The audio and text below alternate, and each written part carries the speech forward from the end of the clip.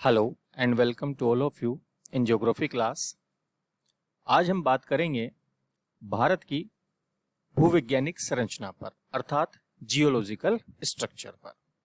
इस geological structure में हम भारत के इस धरातल के जो निर्माण की प्रक्रिया रही है, जो कि विभिन्न युगों के अंदर संपादित हुई है, उसके आधार पर किस किस प्रकार की चट्टानी विशेषताएं यहाँ पर पाई जाती हैं, उसके बारे में हम इसमें जानकारी प्राप्त करेंगे। जैसा कि हमने जाना था पिछली क्लासेस के अंदर भी कि यहाँ पर भारत के अंदर प्राचीनतम से लेकर के नवीनतम चट्टानें पाई जाती हैं, और नवीनतम चट्टानें पाए जाने के कारण से इसका हम देखें तो चूंकि भारत का निर्माण विभिन्न समय में हुआ है, तो प्रायद्वीपीय भारत का जो प्राचीन भूखंड है वो प्राचीनतम से लेकर के प्राचीन चट्टानों का बना हुआ है। वहीं हिमालय पर्वत और उससे संबंधित नवीन मोड़दार पर्वत श्रेणियां प्रायद्वीपीय भारत की अपेक्षा नई चट्टानें रखती है, जिनका निर्माण समुद्र की तलछट से हुआ है। जब हिमालय और प्रायद्वीपीय पठार का निर्माण हुआ तो उसके बाद में हिमालय के समानांतर बने गर्त के निक्षेपण से विशाल मैदान की रचना हुई है। तो इस प्रकार अगर हम देखते हैं कि भारत के इन तीन जो भौतिक प्रदेश रहे हैं, उनका निर्माण क्रमशः एक के बाद दूसरे का हुआ है। सबसे पहले तो प्रायद्वीपीय भारत, जो कि प्राचीन गोंडवाना लैंड का भाग रहा था, उसके बाद हिमालय का निर्माण हुआ, और इन दोनों के बाद में विशाल मैदान, जिसे कि हम सतलज गंगा ब्रह्मपुत्र का मैदान कहते हैं, उसका निर्माण हुआ है। इसी कारण से भारत की चट्टानों का अध्ययन जो है वो अत्यधिक महत्वपूर्ण हो जाता है, क्योंकि इसी के आधार पर भारत की खनिज संपदा भी निर्धारित होती है। तो यहाँ पर हम एक चार्ट के माध्यम से भारत में पाई जाने वाली जितने भी प्रकार की चट्टानें हैं, उनको विभिन्न युगों के अंदर जिस प्रकार से वो निर्मित है, उनके आधार पर हम इसको विभिन्न भागों में बांट करके अध्ययन करते हैं। सबसे पहले हम बात करते हैं आर्कियन क्रम की चट्टानों पर। इस आर्कियन क्रम की चट्टानें जो हैं, उनके अंदर हम आर्कियन और धारवाड़ इन दो क्रम की चट्टानों को शामिल करते हैं। उसके बाद आता है पुराण युग की चट्टानें, जिसमें हम कुड़प्पा और विंध्यन इन दोनों क्रम की चट्टानों को शामिल करते हैं। उसके बाद आता है द्रविड़ युग की चट्टानें, और सबसे बाद में आता है वो है आर्यन युग की चट्टानें, जिसके अंतर्गत हम गोंडवाना, डेक्कन ट्रैप, टर्शरी और क्वाटरनरी इनको हम शामिल करते हैं।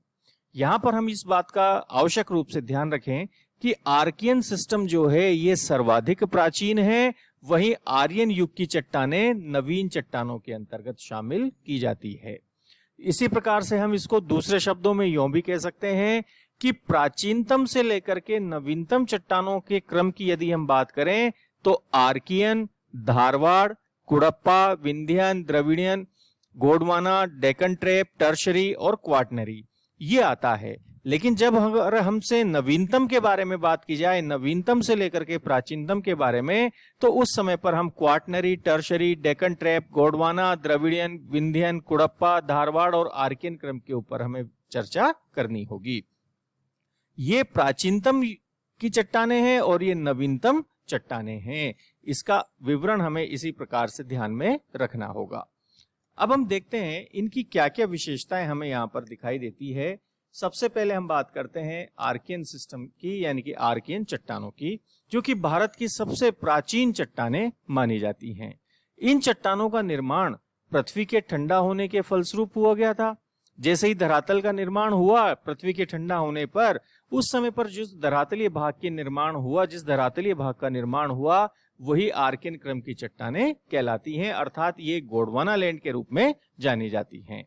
ये प्राचीनतम चट्टानें हैं, अर्थात इनको हम बेसिक रॉक्स या मूलभूत चट्टानों के रूप में जानते हैं।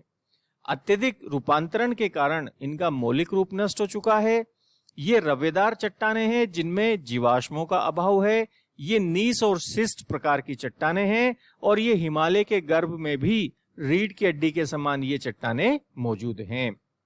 और ये मुख्यतः भारत के प्रायद्वीपीय भाग कर्नाटक, तमिलनाडु, आंध्र प्रदेश, मध्य प्रदेश, उड़ीसा, छोटा नागपुर पठार व दक्षिण पूर्वी राजस्थान के अंदर पाई जाती हैं। तो ये जो आर्कियन क्रम की चट्टानें हैं, ये भारत की सर्वाधिक प्राचीन चट्टानों के रूप में जानी जाती हैं। इसके बाद दूसरे क्रम की चट्टानें आती हैं, जिनको हम कहते हैं धारवाड़ क्रम की चट्टानें। ये जो धारवाड़ क्रम की चट्टानें हैं, इनका निर्माण आर्कियन क्रम की चट्टानों के अपर्दन और निक्षेपण की प्रक्रिया के कारण से हुआ है। ये प्राचीनतम परतदार चट्टानें मानी जाती हैं। आर्कियन क्रम की चट्टानें प्राचीनतम चट्टानें हैं, लेकिन वो बेसिक रॉक अर्थात आग्नेय चट्टानों के रूप में जानी जाती हैं। वहीं धारवाड़ जो चट्टानें हैं, ये भारत में मिलने वाली जितने भी प्रकार की परतदार चट्टानें हैं, उनमें प्राचीनतम परतदार चट्टान के रूप में जानी जाती हैं। हालांकि ये अत्यंत ही रूपांतरित और विरूपित हो चुकी हैं। इन चट्टानों में भी जीवाश्मों का अभाव पाया जाता है। उसका कारण ये रहा है कि उस समय तक जीव की उत्पत्ति यहाँ पर हुई नहीं थी। अरावली पर्वत का निर्माण भी इसी क्रम की चट्टानों से माना जाता है और हम जानते हैं कि अरावली जो है ये विश्व का प्राचीनतम मोड़दार पर्वत है। ये चट्टानें कर्नाटक, आंध्र प्रदेश, तमिलनाडु, मध्य प्रदेश, छोटा नागपुर में मुख्य रूप से पाई जाती है और इस क्रम की चट्टानों में आर्थिक दृष्टि से महत्वपूर्ण खनिज लोहा है, सोना, मैग्नीज, तांबा, क्रोमियम आदि पाए जाते हैं। अर्थात ये जो हैं चट्टानें, धारवाड़ क्रम की चट्टानें, ये खनिजों की दृष्टि से महत्वपूर्ण है, विशेषकर धात्विक खनिजों की उपलब्धता की दृष्टि से। इसके बाद पुराण क्रम के अंतर्गत जो चट्टानें निर्मित हुई हैं उनको हम पढ़ते हैं। पहला आता है कुड़प्पा क्रम की चट्टानें। तो इन चट्टानों का निर्माण धारवाड़ क्रम की चट्टानों के अपर्दन और निक्षेपण के फलस्वरूप हुआ है। इस कारण से ये भी परतदार चट्टानें हैं। इन चट्टानों में भी जीवाश्मों का अभाव पाया जाता है। हालांकि उस समय पृथ्वी पर जीवों का उद्भव हो चुका था, लेकिन फिर भी इन चट्टानों के अंतर्गत जीवाश्मों का अभाव पाया जाता है। इनका जो रूपांतरण है वो धारवाड़ चट्टानों की तुलना में कम हुआ है और इन चट्टानों का नामकरण आंध्र प्रदेश के कुड़प्पा जिले के नाम पर हुआ है, जहां पर अर्धचंद्राकार रूप में इनका विस्तार मिला है और उसी के अध्ययन के आधार पर इनका नाम कुड़प्पा रखा गया।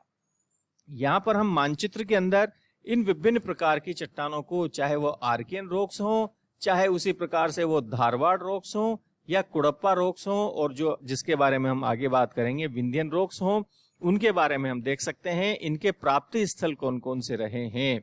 इससे हमें स्पष्ट होता है कि ये जो हमारा प्रायद्वीपीय भाग है, इस प्रायद्वीपीय भाग के अंदर ही ये आर्कियन क्रम की चट्टानें पाई जाती हैं और धारवाड़ क्रम की चट्टानें भी इसी प्रायद्वीपीय भाग के अंतर्गत पाई जाती हैं और वहीं कुड़प्पा चट्टानें भी इसी प्रायद्वीपीय भाग के अंतर्गत विद्यमान हैं। और विशेषकर हम देख रहे हैं कि यहाँ पर ये जो अर्धचंद्राकार रूप है, इस अर्धचंद्राकार रूप के कारण से ही यहाँ पर ये चट्टानें सर्वप्रथम मिली थी, इनका अध्ययन किया गया था, इसलिए इनका नाम कुड़प्पा के नाम पर रखा गया है।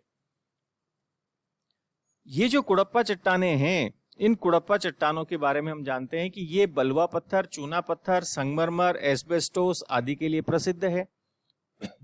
इस क्रम की कुछ चट्टानों में हीरे भी पाए जाते हैं, जैसे कि गोलकुंडा में। पूर्वी घाट पर्वत का निर्माण भी इसी क्रम के चट्टानों से हुआ है, अर्थात जो प्रायद्वीपीय भाग का पूर्वी कगार है वो भी इसी क्रम की चट्टानों से बना है और ये चट्टानें मुख्य रूप से आंध्र प्रदेश, मध्य प्रदेश, राजस्थान, तमिलनाडु तथा कर्नाटक के कुछ क्षेत्रों के अंतर्गत पाई जाती है। अगली इसी क्रम के अंतर्गत अर्थात पुराण क्रम के अंतर्गत जो चट्टानें शामिल है वो आती है विंध्यन क्रम की चट्टानें। इनका निर्माण कुड़प्पा चट्टानों के बाद हुआ है। ये चट्टानें छिछले सागर और नदी घाटियों में तलछट के निक्षेपण से इनका निर्माण माना जाता है। इस कारण से ये भी परतदार चट्टानें हैं, लेकिन इनमें सूक्ष्म जीवों के जीवाश्मों के प्रमाण मिलते हैं। अर्थात अगर हम देखें तो प्रथम बार हमें जीवाश्मों के जो प्रमाण हैं वो विंध्यन क्रम की चट्टानों के अंतर्गत दिखाई दिए हैं। यह जो संरचना है विंध्यन क्रम, ये राजस्थान में चित्तौड़ से लेकर के बिहार के सासाराम तक पूर्व से पश्चिम दिशा में फैली हुई है और ये संरचना विशेषकर भवन निर्माण सामग्री के लिए प्रसिद्ध है। पन्ना और गोलकुंडा के हीरे भी इसी संरचना के अंतर्गत पाए जाते हैं। इसके बाद हम बात करते हैं आर्यन क्रम की चट्टानों में, और आर्यन क्रम की चट्टानों के अंतर्गत आता है गोंडवाना क्रम। इस गोंडवाना की बात हम कहें तो इसकी उत्पत्ति मध्य प्रदेश के गोंड राज्य से हुई है, जहां पर इस क्रम की चट्टानों का सर्वप्रथम पता लगा था। इनका निर्माण ऊपरी कार्बोनिफेरस युग से लेकर के यानी कि अपर कार्बोनिफेरस से लेकर के जुरेसिक एरा के बीच में इनका निर्माण माना जाता है। इस क्रम की चट्टानें भी अभी क्षैतिज अवस्था के अंतर्गत पाई जाती हैं, अर्थात परतदार चट्टानें हैं ये भी। मछलियों और अन्य रेंगने वाले जीवों के अवशेष इस क्रम की चट्टानों के अंतर्गत पाए जाते हैं। इन चट्टानों की सबसे विशेष बात यह है कि इन चट्टानों का निर्माण जब कार्बोनिफेरस युग में हुआ तो उस समय पर बड़े पैमाने पर भूगर्भिक हलचलों के कारण से वनस्पति जो है वो पृथ्वी के भूगर्भिक भाग में दब गई थी, जिसके कारण से भारत का जो 98% कोयला है, 98% कोयला, वो इसी क्रम की चट्टानों के अंतर्गत पाया जाता है। कार्बोनिफेरस युग में प्रायद्वीपीय भारत में कई दरारों का निर्माण हुआ था और इन दरारों के बीच की भूमि धंसने से कई गर्तों का निर्माण हुआ और इनमें तत्कालीन वनस्पति के दबने से कोयले का निर्माण हुआ है, जैसा कि हमने पूर्व में भी जाना था। तो भारत का जो 98% कोयला है वो गोंडवाना क्रम की चट्टानों के अंतर्गत मिलता है। इसके बाद हम बात करते हैं नेक्स्ट क्रम के बारे में, वो आता है डेक्कन ट्रेप या दक्कन ट्रेप के नाम से हम इसे जानते हैं। मेसोजोइक युग के अंतिम काल में प्रायद्वीपीय भारत के अंदर दरारी उद्गार वाले ज्वालामुखी की क्रिया प्रारंभ हो गई थी, उसके कारण से इन चट्टानों का निर्माण हुआ है। इनके निर्माण का जो काल है वो क्रिटेशियस से लेकर के इयोसीन तक माना जाता है। इसे ट्रेप इसलिए कहा जाता है कि लावा के प्रवाह के कारण से सीढ़ी नुमा आकृति की स्थलाकृति का विकास हुआ है, जिसके कारण से इसे हम ट्रेप के रूप में जानते हैं। ये संरचना जो है ये बेसाल्ट और डोलेराइट रूप में निर्मित है। ये चट्टानें काफी कठोर है और इन चट्टानों के विखंडन से ही काली मिट्टी का निर्माण हुआ है, जिसे हम कपास मिट्टी या रेगुर के नाम से जानते हैं और ये व्यापारिक फसलों की कृषि के लिए सर्वाधिक उपयुक्त मानी जाती है। ये सब संरचना है ये महाराष्ट्र के अधिकांश भाग में, गुजरात में, मध्य प्रदेश में, तमिलनाडु में और आंध्र प्रदेश के कुछ भागों के अंदर पाई जाती है। उत्तर पश्चिमी भाग के अंदर लावा की मोटाई सर्वाधिक 2000 मीटर तक पाई जाती है, वहीं पश्चिम से पूर्व और दक्षिण की ओर इसकी मोटाई में कमी आने लग जाती है। तो इस प्रकार से हमने देखा कि डेक्कन ट्रेप जो है वो काली मिट्टी का निर्माण के रूप में अपने आप में महत्वपूर्ण है और जो भारत का लावा पठार है वो लावा पठार मुख्य रूप से इसी समय पर बना है। इसके बाद हम बात करते हैं टर्शरी क्रम की चट्टानों पर। ये जो टर्शरी क्रम की चट्टानें हैं ये इयोसीन युग से लेकर के प्लायोसीन युग के बीच में मानी जाती है। इसी समय पर, जैसा कि हमने पूर्व में भी जानकारी प्राप्त की थी, हिमालय श्रृंखला का निर्माण हुआ है। इसी समय पर इयोसीन काल के अंदर रानीकोट और किरथर श्रेणी की चट्टानों का निर्माण हुआ, तो वहीं ओलिगोसीन काल के अंदर नारीगज और मुर्री क्रम की चट्टानों का निर्माण हुआ, जो कि हिमालय क्षेत्र में पाई जाती है। मुर्री चट्टानों का निर्माण नदी और सागर के मिलन स्थल पर हुआ, जबकि शिवालिक की चट्टानें नदीय मानी जाती हैं।